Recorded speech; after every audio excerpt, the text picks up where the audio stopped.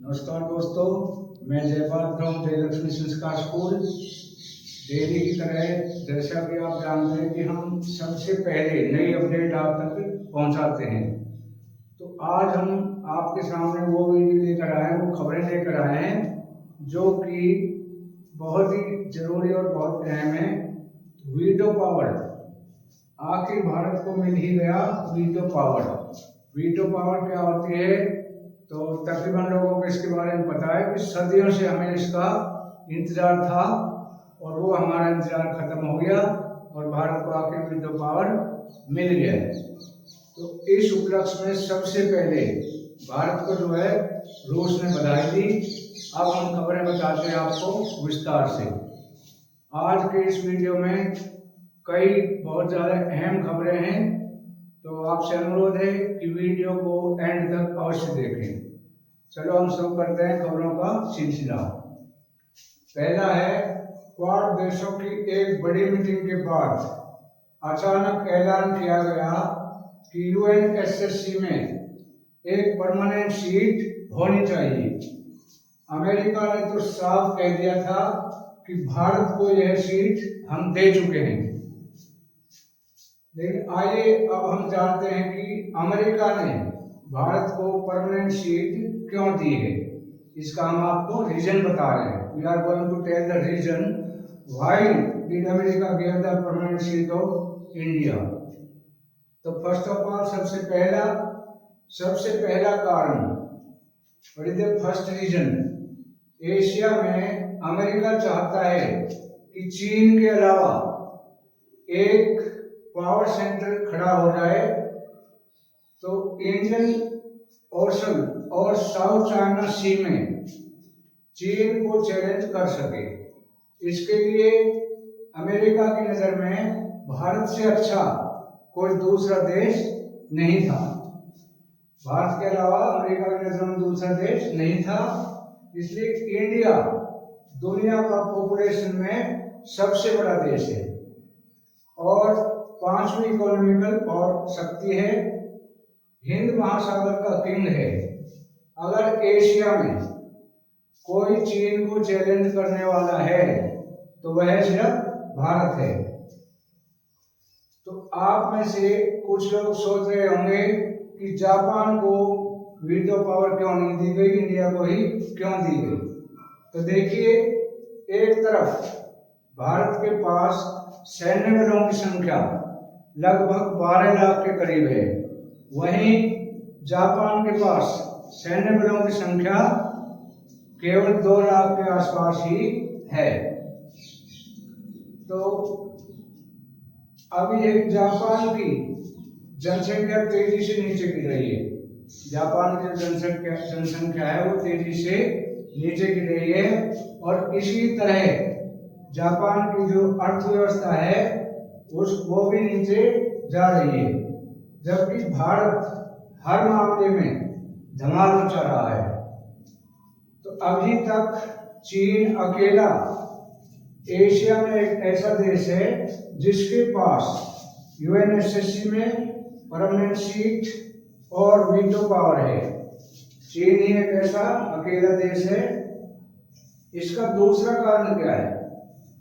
दूसरा कारण है कि वर्तमान में यूएनएससी के पार्लियामेंट में वर्ल्ड वॉर के विजेता देश हैं जो आज की दुनिया में हकीकत से थोड़ा अलग है।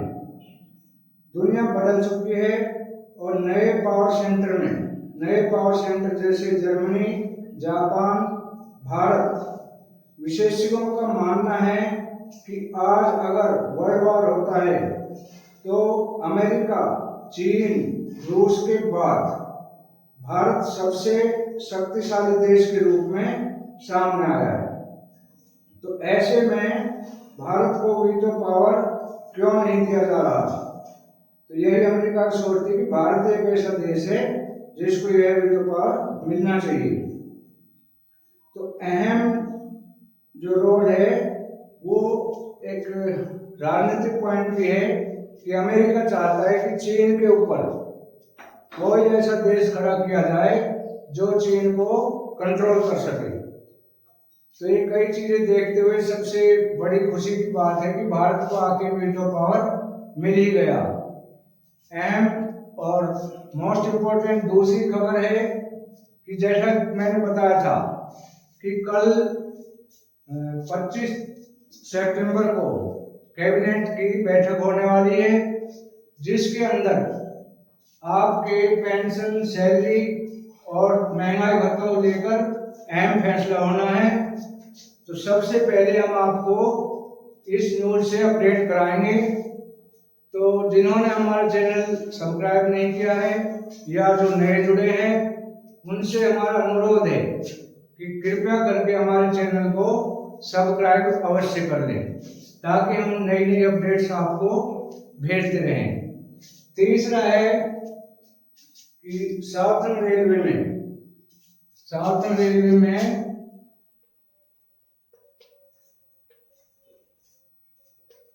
वैकेंसी निकली है।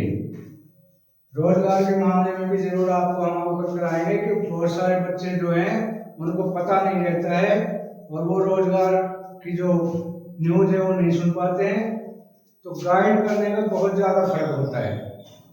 हम अपने ऊपर लेते हैं कि हमें कोई गाइड करने वाला नहीं था, और जो भी हमारे क्लास फेलो थे, स्टूडेंट थे हमारे साथ, जिनको गाइड किया गया, उनके पेरेंट्स पढ़े लिखे थे या अच्छी सलाह दी गई, तो वो अच्छी सर्विस में चले गए। हमें कोई गाइड करने वाला नहीं था, इसलिए हम पीछे रह गए।